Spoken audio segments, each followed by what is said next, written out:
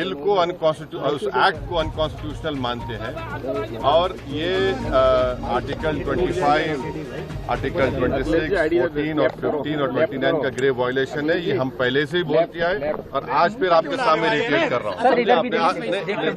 5 साल प्रैक्टिसिंग मुसलमान का तो रहेगा, अब उसको कौन डिसाइड करेगा? अब कोई महिला है उसको कौन डिसाइड करेगा? तो ऐसे कई उसमें जो अमेंडमेंट्स के जरिए लॉ बनाया गया है, हम उसके आज भी मुखालिफत कर रहे हैं और कल भी अपोज करते रहेंगे। और लीगली हम सुप्रीम कोर्ट में चैलेंज किए, हम उसको उन तमाम चीजों को violation of the fundamental rights मानते हैं। देखिए, माननीय उच्चतम न्यायालय ने जो आज अंतरिम रिलीफ दिया है उसके लिए माननीय उच्चतम न्यायालय का बहुत शुक्रिया। और वो सारे पॉइंट जो हमने पिटीशन में रखे थे, जो हमने पार्लियामेंट में उठाए थे, उसको ज्यादातर को माननीय उच्चतम न्यायालय ने संज्ञान लिया, कंसीडर किया।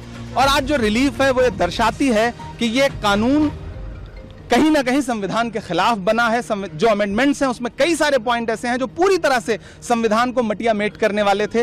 माननीय उच्चतम न्यायालय ने संज्ञान लिया और मुझे पूरा विश्वास है कि यह संविधान की जीत है, यह किसी पक्ष की जीत नहीं है, संविधान की जीत है। और आने वाले दिनों में जब फिर से सुनवाई होगी तो माननीय उच्चतम न्यायालय और मजबूती से इसमें रिलीफ देगा और सरकार की जमीन हड़पने की जो साजिश है उस साजिश को माननीय उच्चतम न्यायालय रोकेगा, मुझे पूरा विश्वास है। देखिए, आज हम सुप्रीम कोर्ट का तमाम जजेस का तहे दिल से शुक्रगुजार हैं कि आज हमें यहां इंसाफ मिला। हम तमाम वकीलों का, जो वकील भी पेश हुए, हमारे वकील और तमाम सीनियर वकील, वो सारे वकील पेश हुए, उन तमाम वकीलों का हम शुक्रगुजार हैं।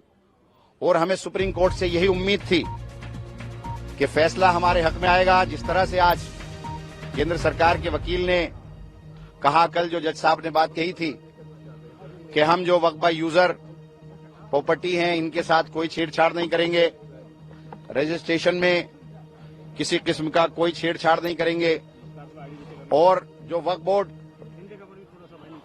बोर्ड जो बनाएंगे उसमें किसी मेंबर को ना ऐड करेंगे, ना ही कोई मेंबर हम बनाएंगे, ना ही कोई वक्फ बोर्ड जो है हम फॉर्म करेंगे।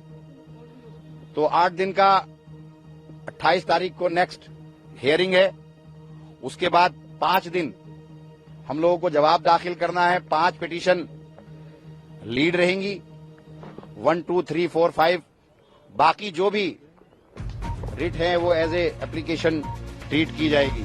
तो मैं फिर से तमाम उन वकीलों का जो हमारे लिए खड़े हुए, मुल्क को बचाने के लिए खड़े हुए, आपसी भाईचारे को बचाने के लिए खड़े हुए, ये जो आज सारे लीडिंग वकील थे, ये सारे हिंदू भाई थे। तो मैं इन तमाम का शुक्रिया अदा करता हूं कि जिस तरह की राजनीति आज भाजपा इस मुल्क के अंदर कर रही है, नफरत पैदा कर रही है, भाइयों के अंदर झगड़े कराने की कोशिश कर रही है। और ये जो बिल अमेंडमेंट लेकर आए थे, इसका मकसद भी यही था कि वक्फ बाय यूजर जो जमीनें हैं, हर गांव में, हर जगह में, मस्जिदों में नमाजें रोकी जाएं, कब्रिस्तानों में दफीने रोके जाएं, और इसमें आपस में हिंदू भाई, मुसलमान भाई धर्म की बुनियाद पर झगड़ा करें। तो आज मैं तहे दिल से शुक्रगुजार हूं सुप्रीम कोर्ट का और उन तमाम वकीलों का और उन लोगों का जिन लोगों ने हमारा साथ दिया, दुआएं की हमारे लिए। अगर इसमें हियरिंग 28 को, यहां पर 28 अप्रैल को जवाब देना है, नोटिस किया है केंद्र को, और 5 मई को पहली हेयरिंग है। जो इस केस की हेयरिंग है वो 5 मई को है। 5 जो रिट हैं वो जो है लीड करेंगी। तो मैं आप तमाम मीडिया के भाइयों का भी शुक्रगुजार करना चाहूंगा कि आप सबने इसमें जिस तरह से हम तमाम लोगों का साथ दिया वो तारीफ के काबिल है। शुक्रिया। देखिए, उस पे उनको मालूम था कि इसमें स्टे होने जा रहा है, तो उन्होंने खुद ही कहा कि हम इसमें कुछ करेंगे, तो एज ए स्टे ही ट्रीट होगा। बिल्कुल पूरी तरह से हम मुतमईन हैं। और बाकी चीजें जो हैं, जिस तरह से डीएम की पावर है, उस पर भी आने वाले वक्त में कि सारी पावर डीएम को दे दी है, और कोई दूसरे मजहब का आदमी या 5 साल जो प्रैक्टिसिंग नहीं है वो डोनेट नहीं कर सकता। तो आने वाले वक्त में इंशाअल्लाह उन पर भी फैसला होगा। और मुझे पूरी यकीन है कि वक्फ की तमाम जमीनें, वक्फ की तमाम मसाजिद, तमाम दरगाहें, तमाम कब्रिस्तान ऐसे ही महफूज रहेंगे जैसे पहले थे। बिल्कुल पूरी तरह से राहत है और ये हिस्टोरिकल फैसला है। जैसी उम्मीद इस पूरे मुल्क की आवाम को थी वैसा ही ये फैसला है।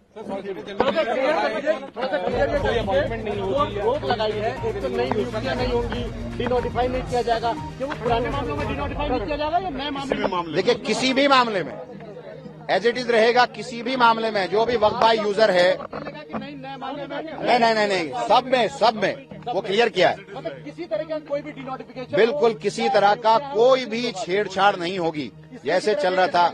हाँ, एक वो उन्होंने खुद आप रिकॉर्ड पर अपना जवाब वो देकर गए हैं। ऐसे इससे ही है, स्टे की तरह ही है। बहुत बड़ी।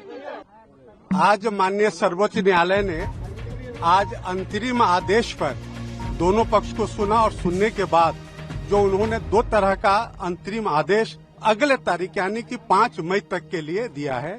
उनका जो पहला जो है अंतरिम आदेश कि वक्फ काउंसिल या वक्फ बोर्ड में कोई भी अपॉइंटमेंट, बल्कि उन्होंने स्टे नहीं किया है। जो भारत सरकार के सॉलिसिटर जनरल है उन्होंने अपना स्टेटमेंट दिया है कि अगली तारीख तक न तो काउंसिल में न वक्फ बोर्ड में कोई अपॉइंटमेंट जो संशोधित कानून है उसके अनुसार किया जाएगा। दूसरा बात जो माननीय अदालत ने कहा कि जो वक्फ व यूजर है जो रजिस्टर्ड हैं और गैजेटेड हैं उसको गवर्नमेंट डी नोटिफाई नहीं करेगी टिल द नेक्स्ट डेट। तो बड़ी इंपॉर्टेंट बात है कि जो रजिस्टर्ड एंड गैजेटेड हैं वही सिर्फ डी नोटिफाई नहीं होंगे, उसके अलावा संशोधन के हिसाब से सरकार कार्रवाई करने को स्वतंत्र है और जो संशोधित कानून है उस पर किसी भी तरह का अंतरिम आदेश नहीं है। और अगली तारीख तक भारत सरकार को अपना जवाब और उनको जो भी डॉक्यूमेंट्स देने हैं वो देने होंगे और उसके बाद उनको रिज्वाइंडर का जो पिटीशन है उनको मौका दिया गया है। साथ ही साथ जो स्टेट गवर्नमेंट्स हैं वो भी अपना रिस्पॉन्स देंगे और ये कहा गया है कि अगली तारीख पर सुनवाई इस पूरे मामले की जारी होगी। तो माननीय सर्वोच्च न्यायालय को जो रेस्पोंडेंट्स यानी कि भारत सरकार ने कहा कि हम डे टू डे सुनवाई के लिए तैयार हैं। आप पूरे मामले को, क्योंकि ये पार्लियामेंट का कानून है, पार्लियामेंट के कानून को आप इस तरह से स्टे नहीं कर सकते हैं। और माननीय सर्वोच्च न्यायालय ने सॉलिसिटर जनरल ऑफ इंडिया के बात को माना है और उन्होंने संशोधन को स्टे नहीं किया है। सिर्फ उन्होंने उनके 2 पॉइंट पे सॉलिसिटर जनरल के बात को रिकॉर्ड पे लेकर के और अगली तारीख 5 मई मुकर्रर कर दिया है और 5 मई से इस मामले की सुनवाई शुरू हो जाएगी। सर, यथास्थिति की बात कहेगी, यथास्थिति को कैसे लिया जाए? नहीं, यथास्थिति मैंने आपको बताया कि 2 मुद्दों पर कि जो काउंसिल में और बोर्ड में अपॉइंटमेंट का जो मामला है वो अगली तारीख तक जो स्टेटमेंट सॉलिसिटर जनरल ने दिया है कि कोई अपॉइंटमेंट नहीं होगा। और दूसरा जो है वक्फ व यूजर, तो माननीय सर्वोच्च न्यायालय ने अपने आदेश में लिखा है कि जो रजिस्टर्ड हैं और गैजेटेड हैं उसको गवर्नमेंट डी नोटिफाई नहीं करेगी अगले आदेश तक। सर आप कौन से सर वक्फ बाय यूजर को डिनोटिफाई नहीं करेगी ना? मतलब नहीं, वक्फ बाय नहीं, सिर्फ वही जो रजिस्टर्ड एंड गैजेटेड हैं।